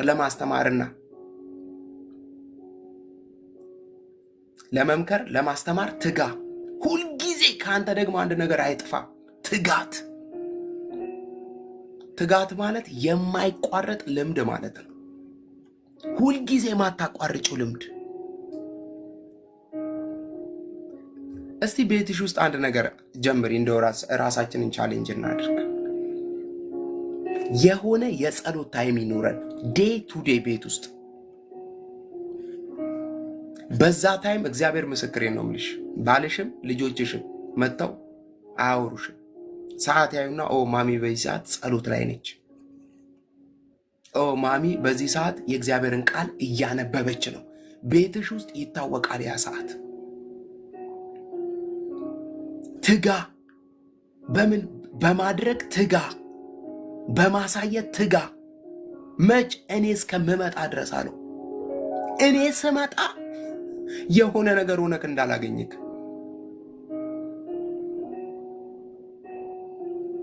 ከዛ ቁጥር 14 ላይ እንደዚህ ይለዋል፣ ሽማግሌዎች እጃቸውን በአንተ ላይ ሲጭኑ በትንቢት የተሰጠን ስጦታ ደግሞ ቸል አትበለው። ክብር ለኢየሱስ ክርስቶስ ይሁን። እያንዳንዳችን ውስጥ መንፈስ ቅዱስ ያስቀመጠው ስጦታ አለ። እያንዳንዳችን ውስጥ መንፈስ ቅዱስ ያስቀመጠው ስጦታ አለ። ጳውሎስ እሱን ምን አትበለው፣ ቸል አትበለው፣ ጸልይ፣ አነሳሳው። አንቺ ውስጥ እግዚአብሔር ያስቀመጠው አቅም አለ። አንቺ ውስጥ ያስቀመጠው እሳት አለ። እሱን እሳት ደግሞ አንቺ ነሽ የምታወጪው።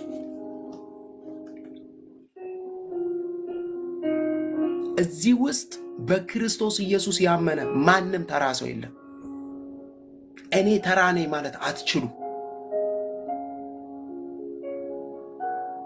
ውስጣችሁ መንፈስ ቅዱስ ያለባችሁ፣ እግዚአብሔር በክርስቶስ ማደሪያው ያደረጋችሁ ቅዱሳን ናችሁ። ውስጣችሁ ስጦታ አለ። ውስጣችሁ አቅም አለ። ጳውሎስ ውስጥ አቅም አለ አለው። ኃይል አለ ውስጥ። እጆችን በመጫን ተቀብላል እና ዝም እንዳትለው። እዛ ቁጥር 15 ላይ መዝጊያውን እንደዚህ ይለዋል ጳውሎስ፣ እንግዲህ ጢሞቴዎስ ይለዋል፣ ሰው ሁሉ ማደግን ያይ ዘንድ በእነዚህ ነገሮች ላይ አተኩር፣ በትጋት ፈጽማቸው፣ ለሕይወትና ለትምህርት ተጠንቀቅ፣ በእነዚህ ጽና። ይህን ብታደርግ ራስህንና የሚሰሙህን ታድናለህ። ማንንና ማንን? ራስህንና የሚሰሙህን ታድናለህ። ራሱን ያላዳነ ሰው ሌላ ሰው አያድንም። ራሱን ያላስመለጠ ሰው ሌላ ሰው አያስመልጥም። አሜን ነው። ራስን የምታስመልጠው በምንድን ነው? ከክፉ ትምህርቶች ራቅ። እግዚአብሔር ከሌለባቸው ነገሮች ራቅ። መንፈሳዊ ከሚመስሉ ግን እግዚአብሔር ከሌለባቸው ልምምዶች ራቅ። ከአሮጊት ተረቶች ራቅ።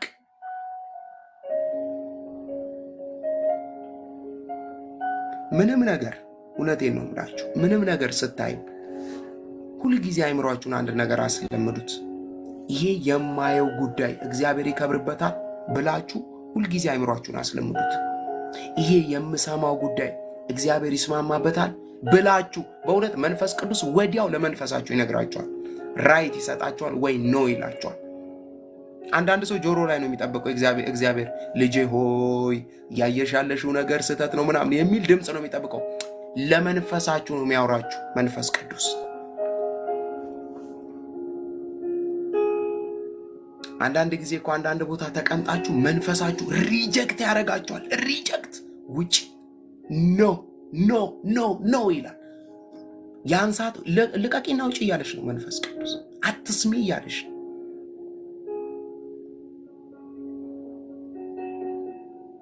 ሰው ሁሉ ማደግህን ያይ ዘንድ። ክብር ለመንፈስ ቅዱስ ይሁን። ሩጫውን እየሮጠ ያለ ሰው ሁልጊዜ ህይወቱን እየገመገመ ነው የሚኖረው። የእግዚአብሔር መንግስት ውስጥ ለመግባት እየሮጠ እየተጋ ያለ ሰው በምን ይታወቃል? ዛሬ ባነበብነው በአንደኛ ጢሞቴዎስ ምዕራፍ 4 ላይ ህይወቱን ሁልጊዜ ይገመግማል። ጳውሎስ በአንደኛ ጢሞቴዎስ ምዕራፍ 4 ላይ ሲናገር ለጢሞቴዎስ ሲነግረው ህይወትን ሁልጊዜ ፈትሸው እያለው ነው። ህይወትን ቼክ አርግ። ሰው ግፊቱንና ስኳሩን ሄዶ ቼክ ይደረጋል። መንፈሳዊ ህይወቱን ግን ቼክ አይደረግም።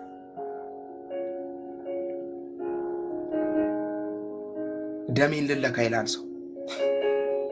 ህይወት ይሄ ህይወት ነው። ሁልጊዜ ራሳችንን ቼክ የምናደርግበት ታይም ሊኖረን ይገባል። ቅዱሳን ወዳጆች የት ነው ያለሁት? ምንድን ነው እየሰማሁ ያለሁት? አንዳንዴ ማታ ስትገቡ ጋደም ስትሉ እንዴ ራስን መጠየቅ እኮ መልካም ነው። ሄለን ዛሬ ምን ሰማሽ ብለህ ራስሽን ልታወሪ ግድ ነው። አይኖችሽን ጨፍነሽ ዛሬ ምን ስትሰሚ ዋልሽ? ምን ስታደርጊ ዋልሽ? ራስን ቼክ ማድረግ።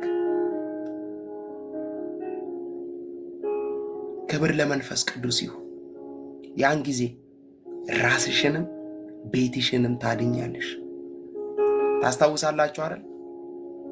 የኢያሱ መጽሐፍ 24ኛው ምዕራፍ ላይ ሁሉም ሰው በየፊናው ጣዖት ሰርቶ ከእግዚአብሔር ውጪ ሌላ ነገር ማምለክ ሲጀምር እንደዚህ አለ።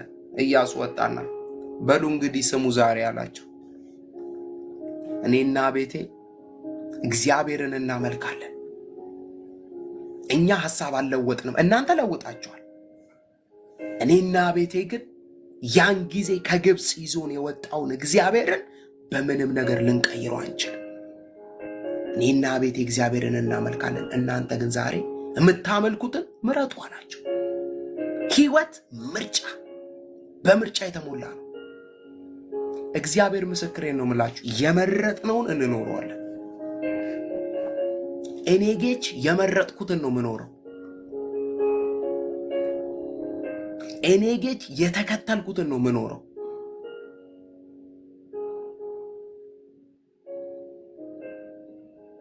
ኢየሱስ ክርስቶስ ለዘላለም ጌታ ነው። እግዚአብሔር ሁል ጊዜ ለረሃብተኞች፣ እግዚአብሔር ሁል ጊዜ ለጨካኞች፣ እግዚአብሔር ሁል ጊዜ ጥርሳቸው ነክሰው መንፈሳውን ህይወት ለሚጓዙ ሰዎች መልሳለሁ። እግዚአብሔር በእነሱ ሰዎች አይቀልድም።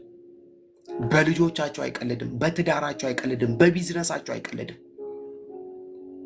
ከዚህ በፊትም ብያቸዋለሁ። ሰይጣን ትንቢት አይፈራም፣ ሰይጣን መዝሙር አይፈራም፣ ሰይጣን እንደኔ እንደዚህ አይነት ስብከቶች አይፈራም። ሰይጣን የሚፈራው ላይፍ ነው፣ ህይወት ነው የሚፈራው። ሚኖር ሰው ካየ ይፈራዋል ያን ሰው። ሰይጣንን በምኑ እንደምትገድሉት ታውቃላችሁ? በመኖር ትገድሉታላችሁ፣ በመኖር ታጠፉታላችሁ፣ በመኖር ህይወት ታሳጡታላችሁ፣ በመኖር ኃይል ታሳጡታላችሁ፣ ስራውን ታበላሹበታላችሁ። በምን? በመኖር።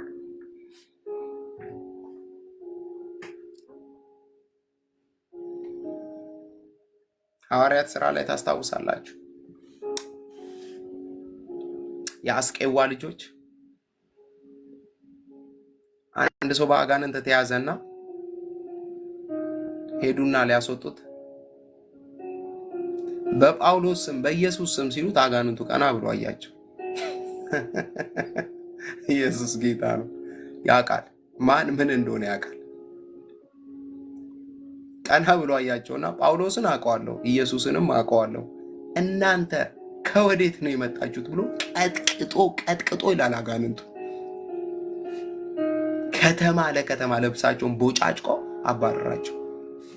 ጳውሎስንም አውቀዋለሁ ኢየሱስንም አውቀዋለሁ አላቸው። እናንተ ግን ከወዴት ናችሁ? ስም መጥራት አይደለም። ጳውሎስ ኖሮታል፣ አውርቶታል ሳይሆን ኖሮታል። ጳውሎስ ኢየሱስ ሲመጣ የእግዚአብሔር ልጅነትን ምድር ላይ ኖሮታል። ከዚህ የተነሳ አጋንንቶች ፊታቸው አይቆሙም ነበሩ። በሽተኞች ፊታቸው አይቆምም። ጳውሎስ ልብሱ ተቆርጦ ይወሰድ ነበር። የታመሙ ሰዎች ላይ እየተደረገ ሰዎች ይፈወሱ ነበር። መጽሐፍ ቅዱስ ነው የሚለው፣ ተጽፏል፣ ሪከርድ ተደርጎ ተቀምጦልናል። አንቺ እግዚአብሔር ምስክሬን ነው የምልሽ፣ አንቺ ከእግዚአብሔር ጋር ብቻውን ቤት ውስጥ የምትናገሪው ቃል የሆነ ሰፈር ሄድና ይሰራል። ቴክ ያረጊ ሐዋርያት ሥራ ምዕራፍ 19 ቁጥር 15 ላይ ኢየሱስን አውቀዋለሁ ጳውሎስንም አውቀዋለሁ፣ እናንተ ግን እነማን ናችሁ አላቸው። አጋንንት ማን ምን እንደሆነ ያውቃል። ኦ አፖስትል መጣ መንገድ ልልቀቅ አይልም አጋንንት አይልም። እየኖረ ያለ አፖስትል ግን ከመጣ ገና ሳይመጣ ነው መንገድ ለቆ ሄደው። ወይኔ ፕሮፌት መጣ አይልም አጋንንት። የፕሮፌትን ውሎ ነው ያውቀዋል። ኢየሱስ ክርስቶስ ለዘላለም ጌታ ነው። የሆኑ ሰዎች አሉ።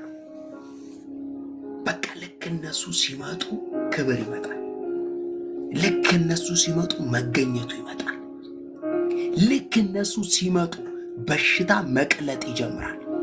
ልክ እነሱ ሲመጡ ጭንቀት መርገፍ ይጀምራል። ልክ ገና የሰዎቹን ድምፅ መስማት ሲጀምሩ የያዛቸው ነገር እየለቀቃቸው ይሄዳል። ለምን መሰላችሁ? ሰዎቹ ሰምቲንግ ላይፋቸውን እየኖሩት ነው። አትሊስት እየወደቁም እየተነሱም ፕራክቲስ እያደረጉት ነው። መንፈሳዊ ህይወት ፍጹም ሆነን የምንጨርሰው አይደለም። ወደ ፍጽምና ግን እንሄዳለን። ወይኔ አሁን ግን እንዴት ነው የሚዘለቀው? ይዘለቃል። በምን? በእግዚአብሔር ጸጋ። እግዚአብሔር መጀመሪያውኑ ከራሳችን ተነስተን ምንም ነገር እንድናደርግ አይፈልግም። ይኸው እንድትሉት ነው እግዚአብሔር የሚፈልገው። ይኸው መጣውልህ፣ ይኸው ራሴን ይዤ መጣውልህ፣ ይኸው ማንነቴን ይዤ መጣውልህ፣ ይኸው ራሴን እሰጥሃለሁ፣ ጸጋህ ይርዳኝ፣ ጸጋህ ያግዘኝ። እግዚአብሔር አለመቻልሽን ነው የሚፈልገው። እግዚአብሔር እችላለሁ ለሚል ሰው ምንም ነገር አያደርግም። በእግዚአብሔር ጸጋ ግን እችላለሁ፣ ከጸጋው ስር ሰሚቶኛለሁ ለሚል ሰው ጸጋው ያን ጊዜ በህይወቱ ላይ መስራት ይጀምራል። ጸጋው ያን ጊዜ በቤቱ ላይ መስራት ይጀምራል። ጸጋው ያን ጊዜ በከበደው ነገር ላይ መስራት ይጀምራል። ለዚህ ነው ቲቶ ላይ ኃጢአተኝነትንና ዓለማዊ ምኞትን የሚያስክድ የእግዚአብሔር ጸጋ ተገልጧል አለ። ይህም ጸጋ የተባረከው ተስፋችንን የጌታችንን የኢየሱስ ክርስቶስን መምጣት እንድንጠባበቅ ያደርገናል አለ። ክብር ለመንፈስ ቅዱስ ይሁን። ይህ ጸጋ አለ የኢየሱስን መምጣት እንድንጠባበቅ ያደርገናል። እንዴት ነው የምንጠባበቀው? በቻሌንጅ ውስጥ ስናልፍ አቅም ይሆናል። በመከራ ውስጥ ስናልፍ አቅም ይሆነናል። ተስፋ ስንቆርጥ ያበረታናል። ምኑ? ጸጋ።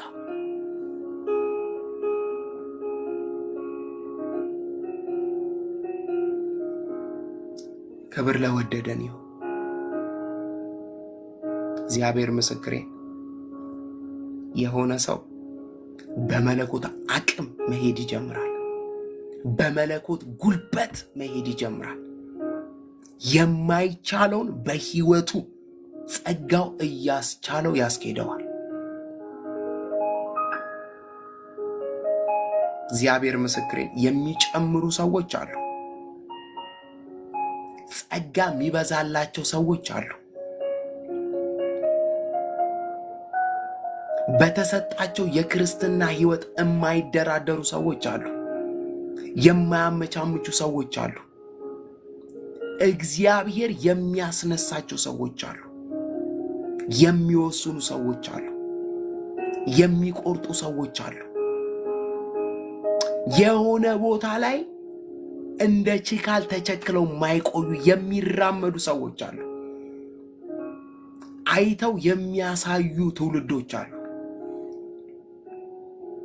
አይናቸው የሚከፈት ትውልዶች አሉ። እግዚአብሔር ምስክሬ፣ እግዚአብሔር እዚህ ውስጥ ሰው አለ አይኑን የሚከፍት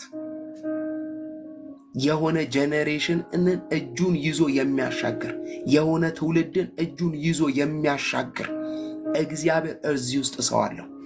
እግዚአብሔር ምስክሬን፣ የሆኑ ሰዎችን ትዳር የሚያስተካክል፣ የሆኑ ሰዎችን አገልግሎት የሚያስተካክል፣ የሆኑ ሰዎችን ራዕይ የሚያስቀጥል፣ የሆኑ ሰዎችን መንገድ የሚያቀና ሰው አለው እግዚአብሔር።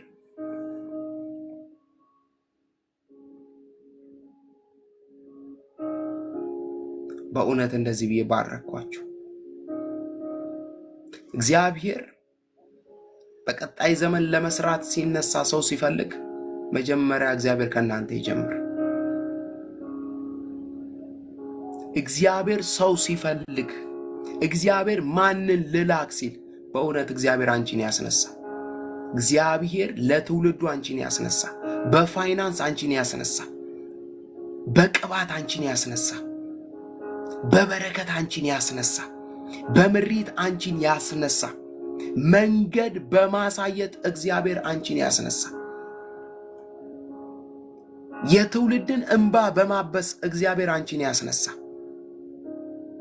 ብዙዎችን በማጽናናት እግዚአብሔር አንቺን ያስነሳ። ለብዙዎች ፈውስና መድኃኒት በመሆን እግዚአብሔር አንቺን ያስነሳ።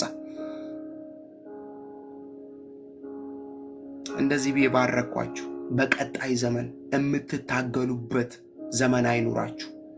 በራሳችሁ ጥረት በራሳችሁ ልፋት የምትሄዱበት ዘመን አይኑራችሁ። በጌታ በኢየሱስ